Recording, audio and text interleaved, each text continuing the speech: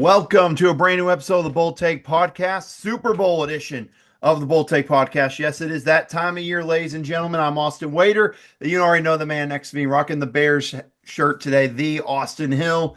And yep, final football game of the season, Austin. We're not going to get another football game, I guess, from the NFL and college football till August. So, big game. Yeah, this is the big time. This is what it's all about right here. The final game of the football season. And it's a big one.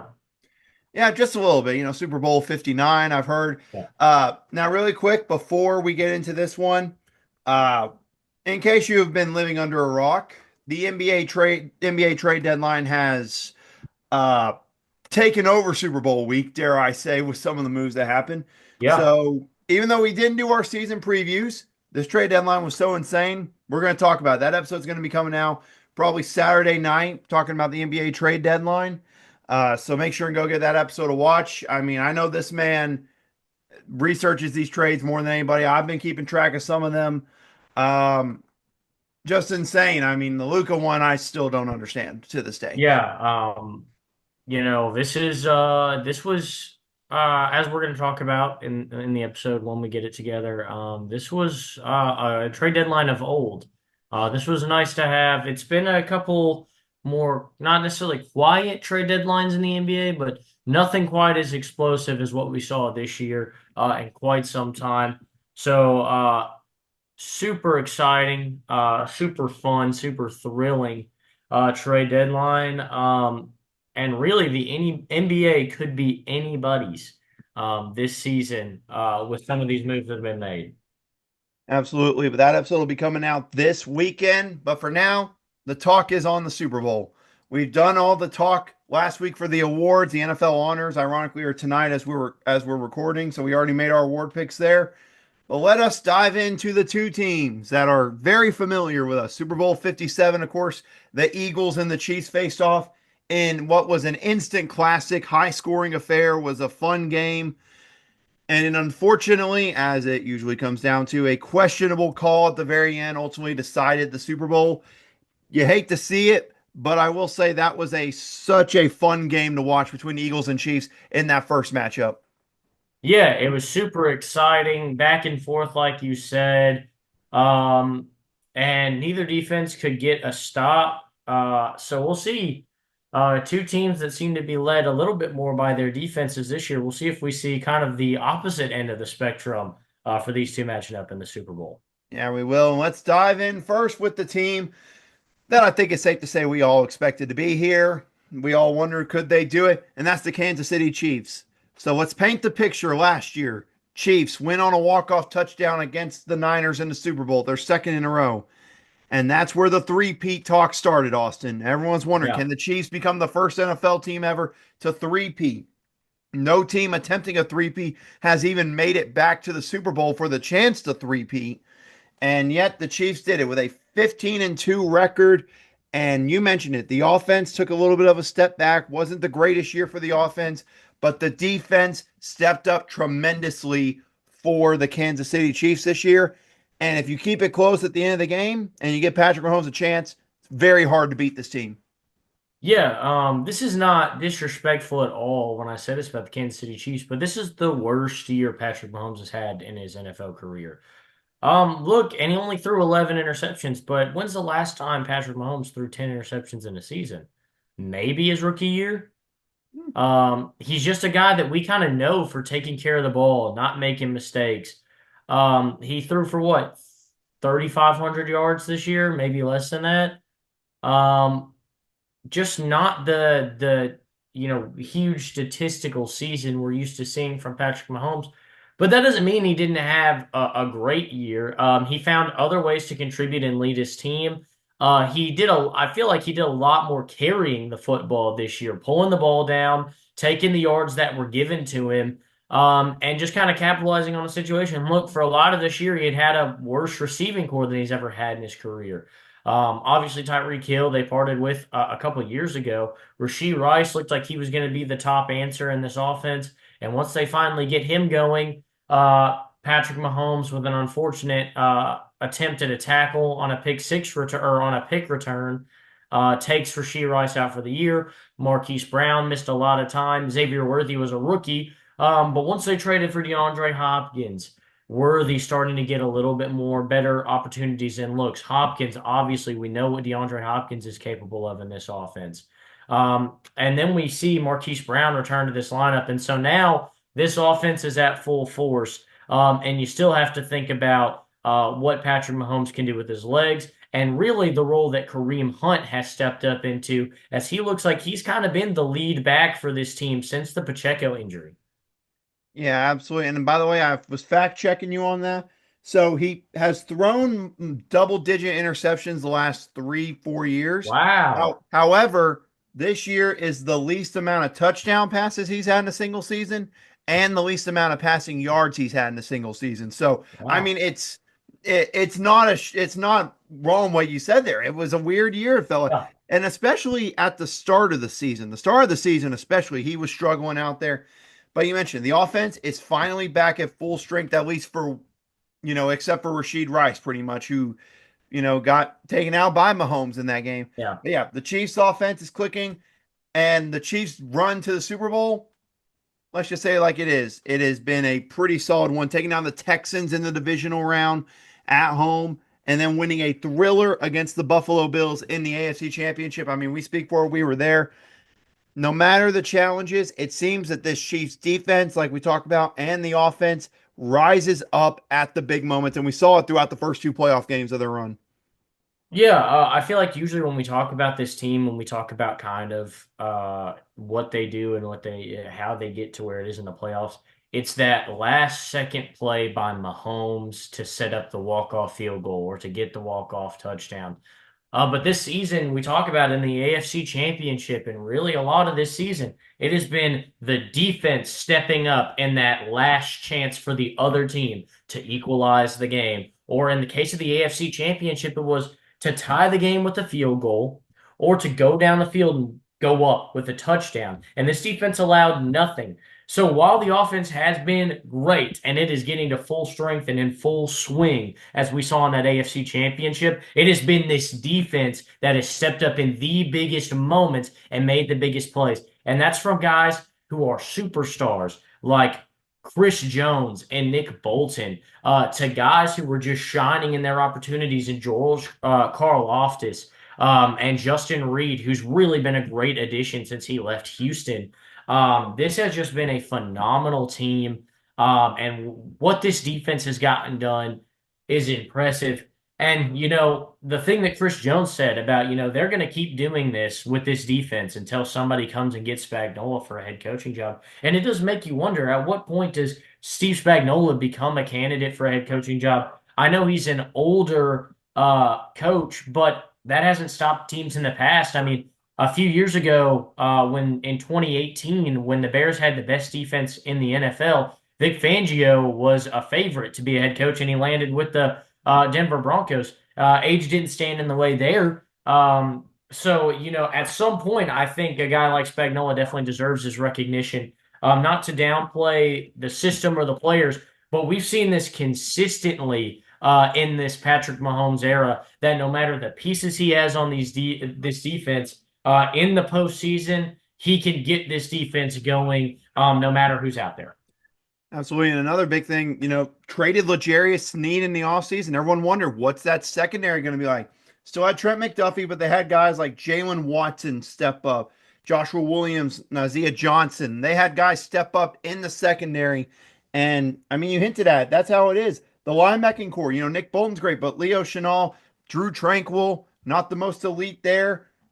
But like you mentioned, other guys stepping up on this defense have been the big key. And now they're here with a chance at three-peating and looking to be the first team in NFL history to do that. On the other side is the Philadelphia Eagles. Now, Austin, let's flash back to last year.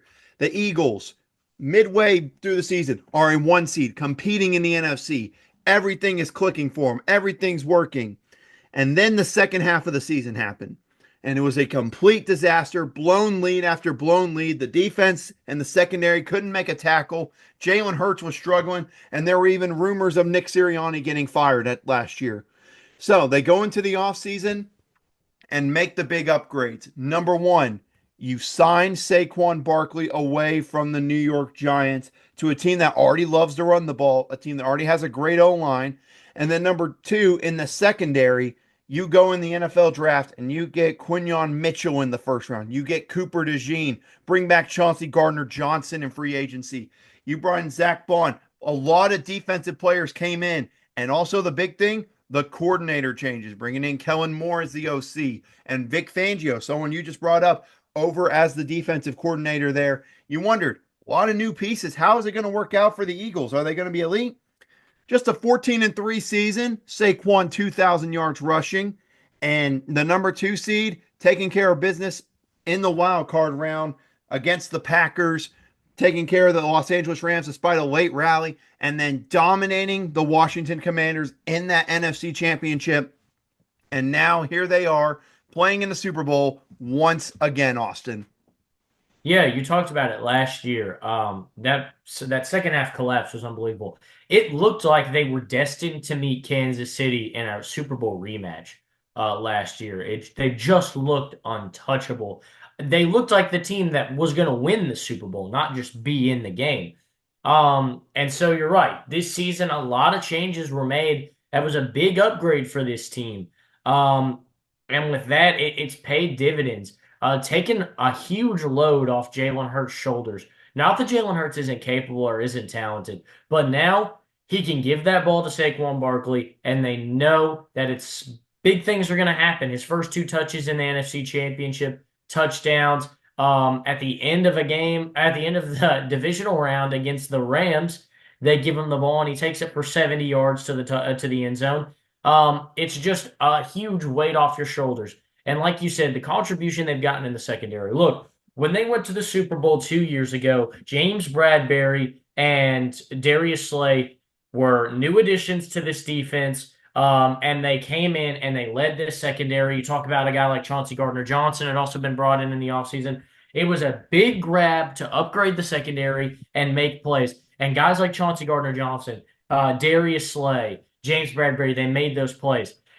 And then they had to fight to keep all these guys. They let Chauncey Gardner Johnson go in the offseason. They cut James Bradberry and then brought him back on a cheaper deal. A lot of things had to go right. And then they just didn't get the same output from Darius Slay and from James Bradberry. And they were certainly missing that help in over the top with Chauncey Gardner Johnson. So what do they do this offseason? Like you said, they go out and they draft two of the top five corners in the draft, two guys that should have been first round corners this year, and one of them slipped to the second round. And then they go and they bring back Chauncey Gardner Johnson. They get the most out of Darius Slay this year. A great step back into the positive side of the game for Darius Slay. And all of a sudden, you bring out this great defense. And then you get lucky and you bring in a veteran like Zach Bond, who's had a so-so career, and he's a Defensive Player of the Year candidate and stepping up in place of Nakobe Dean, who's that quarterback on the defense at linebacker position. This has been phenomenal. The defensive line has retired. You know, guys like Fletcher Cox are gone. Brandon Graham on the way out. And so what have they done? They've drafted the biggest freaks you know from Georgia and Jordan Davis, and I'm blanking on Jalen Carter. Jalen Carter, and just stuffed them in the middle. And so now you've got Fletcher Cox and Brandon Graham 2.0 right in the middle of this defense. So just the way they've been able to draft, I think has been phenomenal. It's built this defense, and then they've got lucky with a couple of these signings. The defense has been huge, and signing Saquon Barkley, and that has taken so much pressure off Jalen Hurts in this passing offense. It's made this team so much more versatile. This is what they needed to do to get themselves back to the Super Bowl, and clearly that's what it's led to. Absolutely. And you point out Zach Bond. I mean, I'm looking at his stats from from his career. So he was drafted by the Saints in 2020. First season with the Saints, 8 tackles, 3 solo. 2021, 22 tackles, 16 solo. 2022, 8 tackles, 6 solo. Nothing too special there. And then last year with the Saints, 27 tackles, 18 solo, had an interception. Nothing too special. It really wasn't something special. They bring him in. My gosh, 150 tackles, 92 solo, 3.5 sacks, an interception, 5 forced fumbles. The dude has been, I mean, incredible. And it's led to him being a finalist for Defensive Player of the Year. I mean, a guy who, we give all the credit to Saquon and what he did to turn around his career. But Zach Bond, what he did this year is resurrected his career in a massive way. Yeah, Zach Bond went to Wisconsin, correct? Just Yes. just wanted to drop that in there. I thought that was right. But yeah, you're absolutely right. Has made a career, really, not even revived a career. He's made a career. We're talking about a guy who, with numbers like that, was looking like he might be on his way out. He's got to be near in his 30s at this point. This is, maybe looking like the end. And they just bring him in as kind of a guy. Hey, we lost TJ Edwards. We need a guy to just help fill this linebacker room. And you come out and you get the most. You get a defensive player of the year candidate. You get a guy who steps up and gets that green dot in the absence of Nakobe Dean. Just absolutely jaw dropping the way they've built this team in the draft. And then, like I said, getting a little bit lucky with some of those signings this offseason. Yeah, of course, obviously, let's just say like it is Saquon Barkley. The Yeah. Giants choosing to let him walk is one I think again that will be talked about forever. But we wondered, everyone felt this was a good signing with that Eagles O line. You wondered what it was going to lead to. Not only did they run the ball like crazy this year, talk about the difference. First in rush attempts in the NFL this year, 32nd in pass attempts. They are going to run it with Saquon until you stop it. And not a lot of people were able to stop it, Austin. That's why they were 14-3 and as dominant as they were offensively. Yeah, and the big kicker is you can't just bring down your safeties every time and go one-on-one because it's AJ Brown and Devontae Smith on the outside. Devontae Smith's going to blow past you, and AJ Brown's just going to jump up and get it in one-on-one. And again, we saw that in the NFC Championship game. You look at it time and time again, just straight down the sideline. AJ Brown contested catch one-on-one, and then you had that crazy play where Devontae Smith hands all over and makes a touchdown catch at the corner of the end zone. You can't leave these guys one on one. But if you don't bring the safeties down, Saquon Barkley's got an easy 6 or 7 every time. Absolutely. But those are the two teams here. Let's now talk about some big keys to this game. Of course, we're going to go over a couple of them. And let's just say it like it is. The first key, Austin, is number one, the biggest matchup Saquon Barkley against this Chiefs defense. We've talked about Saquon, 2005 rushing yards, 100 plus yards in 9 of the last 10 games. But they're going against a Chiefs rush defense that was second in the NFL against running backs, giving up only an average of 3.8 yards per carry. But they struggle with quarterbacks, giving up 4.9 yards per carry. That's the number one matchup there. And something, me and you were talking about on the way back from the game. James Cook and his running ability was very good against the Chiefs in that AFC Championship. Yeah, I was just about to say, the big thing I take away from this is, look, like you said, this has been a great run defense this year. But I would look at some of that film at what Buffalo was able to do with James Cook, because this is no slander on James Cook. I really love his ability, but he's no Saquon Barkley. And if you can get a lot of the same looks you had with James Cook with Saquon Barkley, this could get ugly pretty fast. And another thing we look at here is, like you said, they give up a pretty decent amount of yardage to quarterbacks per carry. They were pretty worried about Josh Allen and his ability to rush, and that set up a few of those speed options that they ran. If I was Philadelphia, I'd get a couple of those in the playbook this weekend or for this Sunday, because that was a huge. I mean, anytime they wanted it, they had it in that game. And if they're going to commit that much to trying to stop the quarterback run, and if they don't, then Jalen Hurts can just take off with the football. But yeah, I would definitely look to incorporate a lot of option in this game. You already run the ball a lot. Get as many looks for Saquon Barkley as you can. And try and set it up the way James Cook was, because James Cook really did do a number on this defense, a defense known for stopping the running back.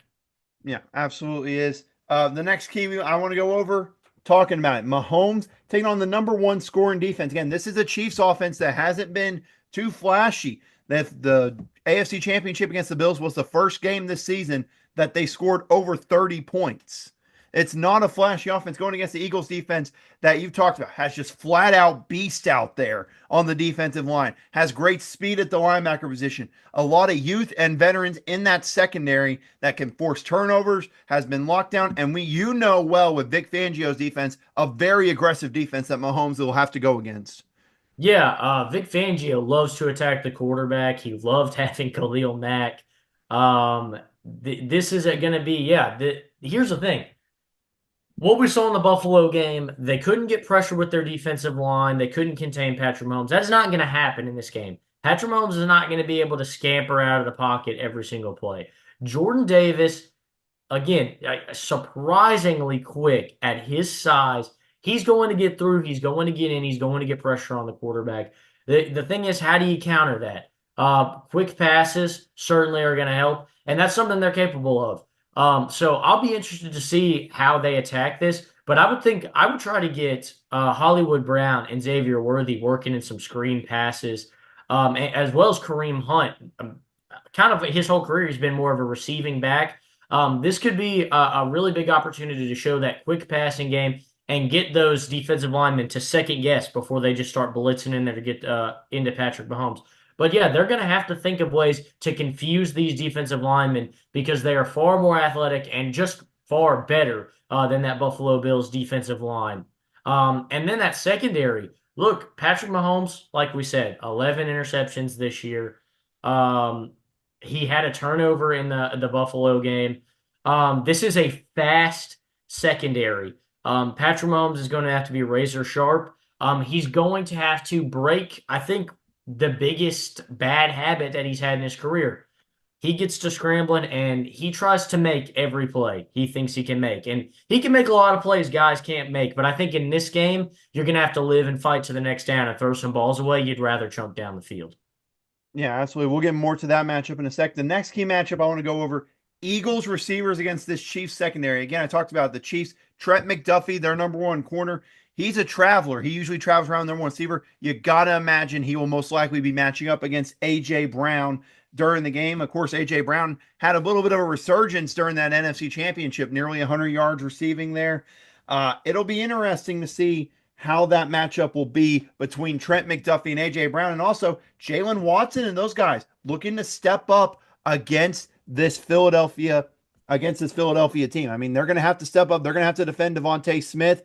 And also, I think something people keep on forgetting is Dallas Goedert, too. And I have the stats here. Chiefs pass defense versus wide receivers in 2024, the 21st in the NFL. Then against tight ends, the Chiefs are 15th in the NFL. So some tough matchups for the Chiefs secondary going against the Eagles' talented wide receiver core. Yeah, man, what can you even say about kind of this matchup? And like you said, AJ Brown really having a resurgence. But to me, when I look at this, I think how do you cover Devontae Smith? Like you said, Trent McDuffie, you're pretty confident that maybe you can give him some one-on-one opportunities with AJ Brown, and you think it might come up Trent McDuffie's way. But how are you going to defend Devontae Smith? Like I said, bringing safeties down and giving these guys one-on-ones over and over again all game, it's going to be tough to hold them contained. So when you're in these man coverages, are you going to press down and try and beat him and let him slip past you, or are you going to kind of sit off him and let him maybe catch the ball short and then see how he works, with the ball in his hands? But that's really what I would watch in this game. Like you said, Trent McDuffie's going to have AJ Brown. That's going to be an interesting matchup to watch. I think the eyes are going to be on both offense and defense looking to get the ball into Devontae Smith's hands and how to stop it from getting to his hands. Absolutely. So the next matchup I want to go over here, the Eagles O-line versus the Chiefs front four. Talked about how good the Eagles offensive line has been. They built that through the draft and free agency.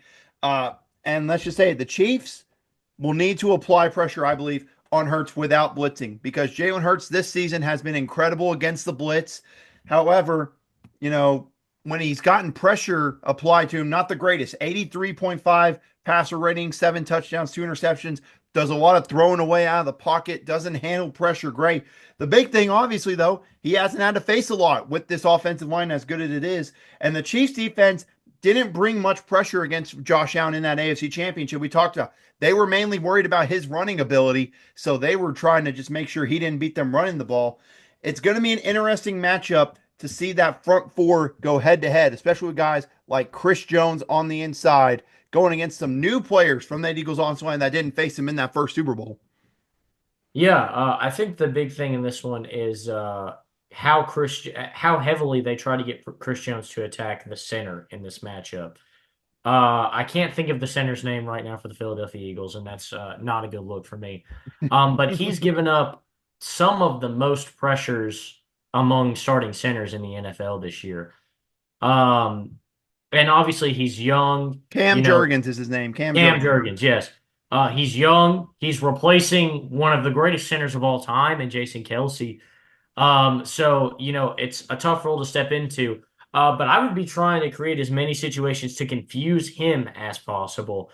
I think getting Cam Jones or Cam Chris Jones matched up with him and attacking that just the middle of that offensive line is going to be probably your best bet. Obviously, going to the guards and the tackles, you got these great talents out there. Lane Johnson doesn't let anybody get through. So I think trying to let Chris Jones work in the middle and let him attack the center and see if you can get pressure right up the middle on Jalen Hurts. I think that's going to be the best go for this team. Absolutely. And another big key part with Chris Jones, stopping the tush push when they get down to the goal line. To the Chiefs' credit, in that AFC Championship game, they did a great job against Josh Allen whenever they did those QB sneaks. Yeah, they had it figured out. They got in on him. And look, there were times that Josh Allen was able to roll out of it and reach over. But just the way they're quickly getting those big hits, and keeping the pressure on. Yeah, this is going to be a unit that certainly got a good practice round for what that's going to look like in third and short and fourth and short situations against Philadelphia Eagles. Because yeah, on third and one, the Bills were looking somewhere else, looking to do something else, and then on fourth and one, they'd QB sneak it. For this Eagles team, third down, they're going to look to QB sneak it, and then if they don't get it, they're going to go again with that tush push. So yeah, absolutely, they're going to see a lot of it. But like you said, to their credit, they seem to have the right idea. It's just going to be a matter of can they execute it against the best tush push team in the NFL. Absolutely. And dare I say now, let's get to probably the biggest talking point that me and you were instantly talking about while we were leaving Arrowhead Stadium. Mahomes' scrambling ability versus Zach Bond and Oren Burks. To the Eagles, credit their run defense versus quarterbacks were tied for 18th in the NFL. We know Mahomes in a situation not afraid to run. But we talked about there was so much wide open space for Mahomes to scramble in that AFC Championship. Not nearly as great a speed there, recognition, but Zach Bond has been playing lights out defensively. That to me is one of, if not the biggest matchups in this entire Super Bowl. Yeah, and look, the answer was way more spying needed to be done in that game. Unfortunately, because of the situation the Bills were in with the injury that they sustained in the secondary pretty much immediately in this game, they were down a man. They were already getting beat. They didn't want to sacrifice the extra man in zone coverage. But in this matchup, Quinyon Mitchell, Darius Slay, Cooper DeJean, Chauncey Gardner-Johnson. Look, these guys in the secondary are going to be able to hold their own. I would expect to see Zach Bond lurking against Patrick Mahomes a lot more than we saw. I think we're going to see a lot more spying in this game to try and contain that. And then, like I said before, this defensive line is going to be able to get a lot more pressure because unlike what Buffalo was doing with Von Miller, we're not going to see Jalen Carter and Jordan Davis play 17 snaps in this game or 16 or whatever it was. They're going to play a lot more snaps and get a lot more opportunities to get at the quarterback and force him to make mistakes. So I think with Zach Bond, we're going to see a lot more pressure and a lot more QB spy from him, and not so much Patrick Mahomes do what you want and have the free space. I think they're going to trust these young guys in the secondary to make some big plays like they've done all season long.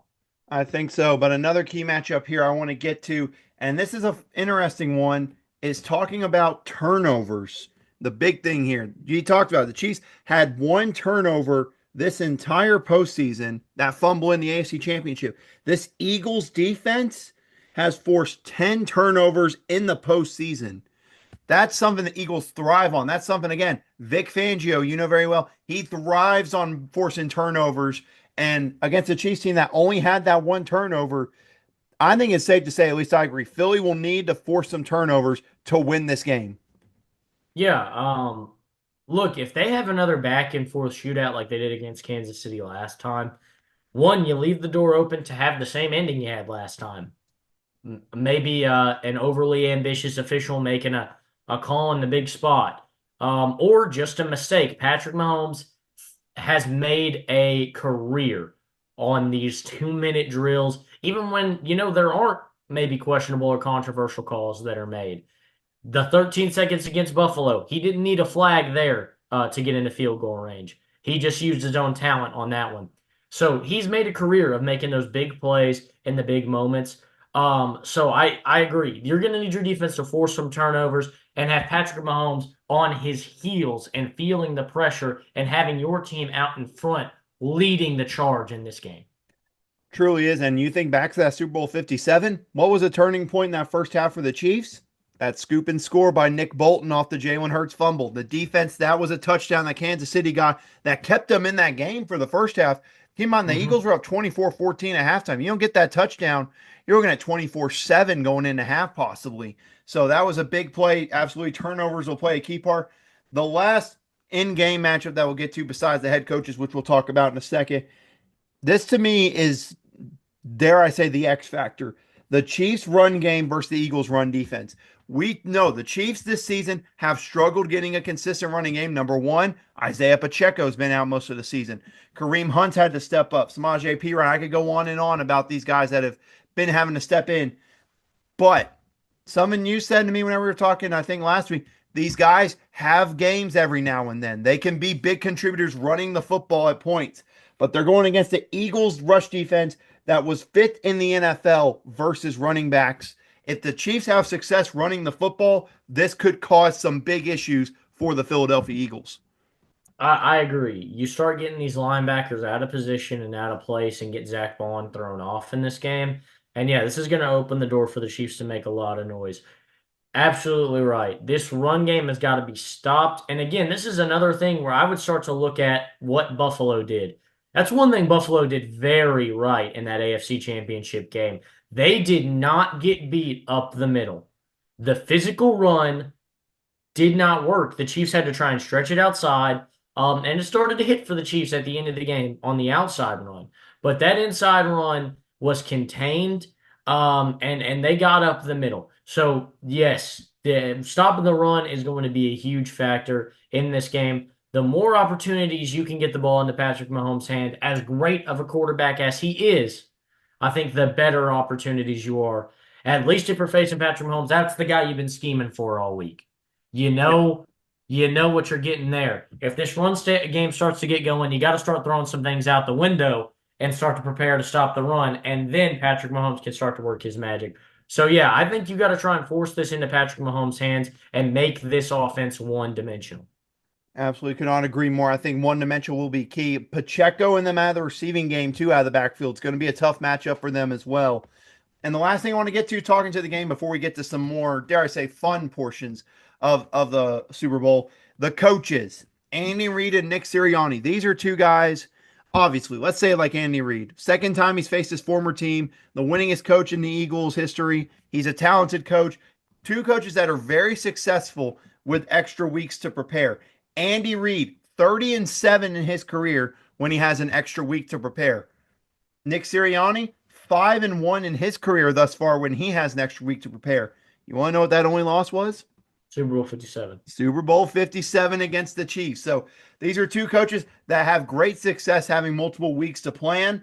So you got to know, obviously, with Super Bowl 57, some different tendencies for both sides, but you got to think these two coaches will be ready for each other. Yeah, absolutely. And I think when it comes into this game for what you do as head coaches, look, you made it this far doing what you do. Now's not the time to shy away from what makes Kansas City, and what makes Philadelphia, Philadelphia. Sure, you're going to try and maybe alter some tendencies. You're not going to do everything exactly the same, but you can't lose your identity now. Yeah, And I think that's the key. Whichever team can force the other team to have to start playing a different brand of football, I mean, that shows you're in control when you can start to force a team out of their comfort zone. So, yes, whichever coach shifts out of that comfort zone first, I think could be in some trouble. Truly is. But we've done enough talking about that. Let's talk about some fun stuff. What do you say? We talk about some fun stuff. Let's do some Super Bowl props. Let's talk about it. Let's just get to the one that everyone wants to know. The coin toss. That is the one I believe it is the most bet on prop almost every single year in the Super Bowl, besides the second one that we're going to get to in a minute. Yeah. Um, but it's heads or tails every single time. I will say something I've seen on other ones is not only just heads or tails, it's who wins the coin toss I've as seen that as well well. to go along with it and parlay that together. People have been doing so. Obviously, the Chiefs are wearing white. They'll be the road team. And a fun fact for you, Austin, I'm sure you know is teams wearing white in the last 20 Super Bowls, 16-4, and the Chiefs 1-1 wearing white in the Super Bowl. So it could be an interesting thing. Keep in mind there. So Austin, the questioner wants to know: does tails never fail this year, or are we switching it up and going with heads? Look, ordinarily I'd be a tails never fails guy, but after watching the college football playoff and watching Notre Dame specifically, Jack Kaiser every game we got to call, except the national championship where Ohio State was actually a lower seed than us. Jack Kaiser called heads in every single game, and we won in every single game. So I'm gonna go with heads in this one in honor of Jack Kaiser and what should have been a Notre Dame national championship victory. Yeah, I want to go with tails so bad again, but I feel like this will be the year for it. To me, it's the right year for a switch up opportunity. I Yeah. really think it is. But I have a question: who do you think will win the coin toss? Do you want to give that one? So the Chiefs are the road team, so they'll be the team calling. I think the Chiefs will call tails. I think whoever's calls will call tails. So I Hmm. think the Eagles will win on the heads call. All right. I would probably agree with the same with you on that. But let's get to the one everyone wants to know about. That is Gatorade color. It's a tradition here at the Bold Take podcast. We try to get it right every single year. Some years they take forever to even let us know what the color is for it, Austin. I mean, we're literally, I remember at least two of the last three were texting each other. What color was the Gatorade? What color was it? But And right we now, let's watch go to the odds. The odds right now are very interesting. Number one, the lead candidate currently is purple, with that being because the Chiefs, the last 2 years, have had purple Gatorade in their back to back Super Bowl wins. So everyone's keeping an eye on purple. Next favorite, yellow and green. Next, orange, then red, blue, and then clear. So, Austin, you're the one who introduced me to this. You're the master of this. What are you thinking based on these odds? uh well, looking at Bentley, this is gonna change Oh, my life because Bentley's odds are slightly the yellow and green is a minus 175 favorite right now. this is new. But which I hate that I didn't bet this earlier then, because I guess that means a lot of people are betting it. But I actually was specifically thinking, I thought about it for a long time. I feel a yellow this year. Yellow's kind of a classic Gatorade flavor. I think it's a change up this year. They go yellow. I almost want to take clear because it's plus 1,800 odds. Um, and in the if you remember Rams Bengals where they cut away right before the Gatorade hit Sean McVay and it was clear that year, almost makes you want to take that. But I'm gonna go with yellow. Something's been telling me yellow. Yellow's been in my ear. If it's green, I'll be sick. I know that technically that would count for the bet, but that's just I. How do you merge? How do you lop yellow and green together? Yellow and green Gatorade do not look the same. Mm-mm. They aren't the same color. Same thing with red and pink being that those are two different things. Yeah. Uh, there's no confusion in my mind. It'll either be yellow or it'll be green. Like there's not like a Gatorade that like sits in between yellow and green. There's a yellow one and there's a green one, and that's it. Same Yeah. thing with red and pink. There's not a red that sits. There's not like a magenta Gatorade. There's one that's red and there's one that's pink, and then that's it. So I don't know why they're putting them together like that. But You I'm got going me. yellow. I'm going yellow. Yellow. All right. I tell you what, I am a classic man. I know purple will be up there for some people. I'm telling you, keep an eye out for blue. I wouldn't be shocked if it's blue. I think blue is a wild card here that not many people are considering. I like blue for it, but I'm a classic man. Give me orange. I'm a classic This man. guy's an orange guy. Yep, I am an orange guy. You caught me red-handed. But I'm telling you, if it's not orange, I think it could be blue. I think blue gets undersold every year, and it's been blue. If I remember, it was blue a few years ago, if I remember correctly. Trying to remember. Um, I remember I bet that it was blue a couple of years ago when the Rams were in it, and then it wasn't blue because it was clear. Yeah, you never know. Um, But nonetheless, that's my answer, and I'm sticking to it. And the last thing we're going to get to before our official game predictions, new thing I'm adding this year, Austin, your best bet player prop. This is something new we're going to be adding here. Talking about player props, obviously we'll have our bet for the game after we make our predictions. But player props, they're very popular for the Super Bowl here. There's a lot of different ones based on what you've seen, and this can be any player prop for either team. What's your go-to if you only had one? Man, well, I'll give you one out of a parlay that I've got bet. If you're a big Will Compton fan, shout out Will Compton. Follow him on Twitter, and he posted a parlay that I liked, and I ate it up. But it's got a player prop in there that I was like, yeah, this feels like easy money, and that's Dallas Goedert over 60 yards, 60 and a half yards. My parlay actually has him over 54 and a half, which I think is even Ooh. easier money. But I think Dallas Goedert is a slept-on part of this passing offense. Look, a tight end is a quarterback's best friend in every offense ever. It's a big physical guy with sure hands running simple routes, and he's usually going to be open. Dallas Goedert's a stud. I think we're going to see a lot of attention on Devontae Smith and a lot of attention on A.J. Brown. I think that opens the door for Dallas Goedert to make some big plays. Full parlay of Will Compton's here. Philadelphia Eagles money line, Saquon Barkley plus two plus touchdowns, and Dallas Goedert over 54 and a half yards for me, over 60 and a half yards for him. So I like that, but yeah, I love that Dallas Goedert over 60 yards parlay. I think that or play. I think that's easy money for Dallas Goedert. Okay. Well, I was gonna say this. I can't believe I'm saying this, but we have tight ends for two different teams. That's our player props. It's not Travis Kelsey, though. You ready for this? Give me Wow, Noah Gray over 11 and a half receiving yards. I like that. I think they're going to be so focused on stopping Travis Kelsey. They have had two tight end sets. Noah Gray has had a lot of success this year.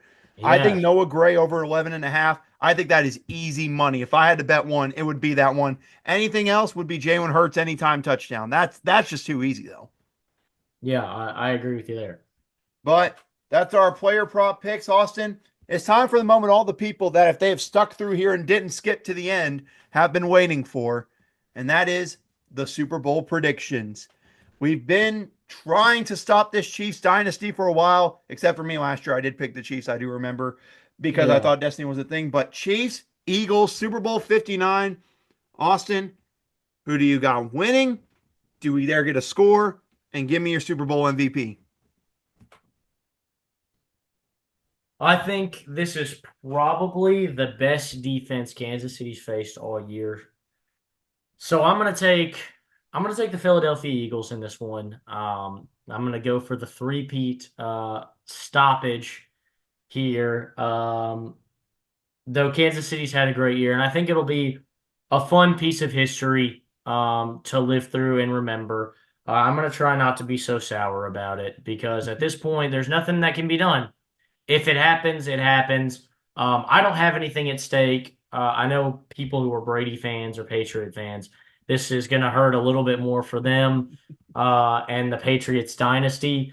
But I don't have nearly as much at stake. So I'm going to try not to be bitter and just enjoy witnessing football history because I know if it does happen, we'll look back in however many years and be like, wow, that was a crazy thing, especially if nobody does it in 30 years. And we'll be like, wow, that's crazy. We lived through the only three-peat so far in NFL history. Um, so I'm going to take the Eagles, though. But if the Chiefs win, I won't be upset. I'm going to have the Eagles winning 31-21,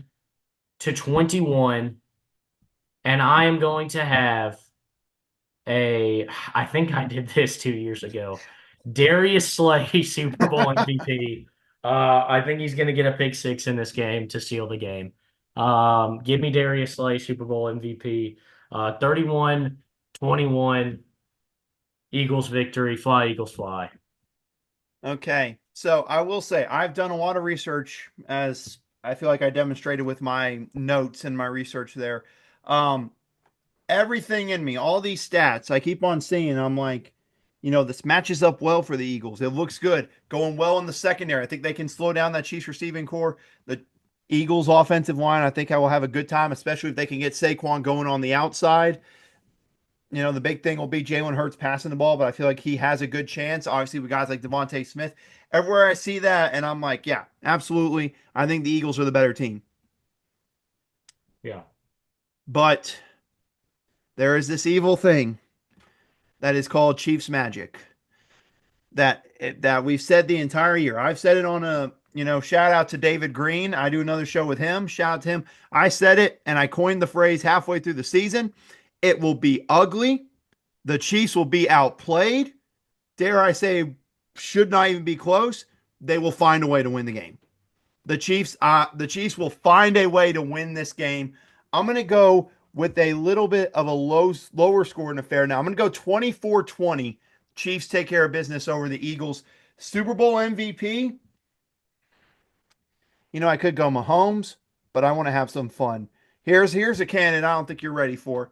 Give me DeAndre Hopkins for Super I Bowl like it. MVP. I'll be happy if that I happens. think. I'll live for Listen, that. I'm a huge DeAndre Hopkins fan. I've always been a huge DeAndre Hopkins fan. I think that he's being undersold in this matchup. You got Hollywood Brown, Xavier Worthy, Travis Kelsey. You got all these guys. I think Noah Gray and DeAndre Hopkins could have big games for the Chiefs. And DeAndre Hopkins is such a safety valve. I think he could get a lot of looks for the Chiefs. So why not? Give me DeAndre Hopkins for Super Bowl MVP. I But like it. Austin, that's going to do it for this. Unless you have one more bet for the fans, that's going to wrap this up. No, I threw out Will Compton's parlay. I think that's probably going to be my big bet, and then everything else we've talked about. Think I'm going to bet the Darius Slay. The odds are so crazy too for it that I think I'm going to bet it because if I'm a profit and it does happen, then I'll be super stoked about it, and I'll have a little bit of money in my pocket thanks to Darius Slay. Um, so shout out. But I yeah, I don't think I have anything else that I don't think there'll be anything else that I haven't already said that I'll be betting. I really am contemplating taking the over on Hopkins receiving yards, Noah Gray, and Chiefs money line and parlay them all together. That's diabolical. But I, that's I, probably a way to make money though. Yeah, it's what I'm Like thinking that here. It's probably. what I'm thinking, but I'm no official answers until Super Bowl Sunday. But that's going to do it for the Bold Take Podcast Super Bowl preview. We want to thank you all again for joining us for NFL season. And don't worry, you think we're all done? NFL offseason's just around the corner, ladies and gentlemen. The Steelers announced today, most likely they're not bringing back Russell Wilson, and they have no idea what they're doing with Justin Fields. I'm scared they're going to sign Sam Darnold, so I'm going to be stressed out and looking at this crap all offseason. So, no, we Yep. are far from done discussing this. But, like I said, keep an eye out. Saturday, NBA trade deadline episode. We're going to discuss them all. Luka, Jimmy Butler, how Kevin Durant almost ended up back at Golden State and Yeah. Minnesota and all of it. We're going to discuss it all and get you ready for the Super Bowl with this episode. We hope we did that. We hope you're ready for the big game. We hope you're ready for Kendrick Lamar at halftime. Unlike most of Yeah. my family, they're not looking forward to it. But it's going to be a great game, Austin. At least one can hope. And yep, here's to an end of another football season. Yes. Boy, it's been a treat. Hopefully, we at least get a great game to close out the season. We shall see. But that's going to do it for this episode. That is Austin Hill. I'm Austin Wader, and we want to thank you for watching.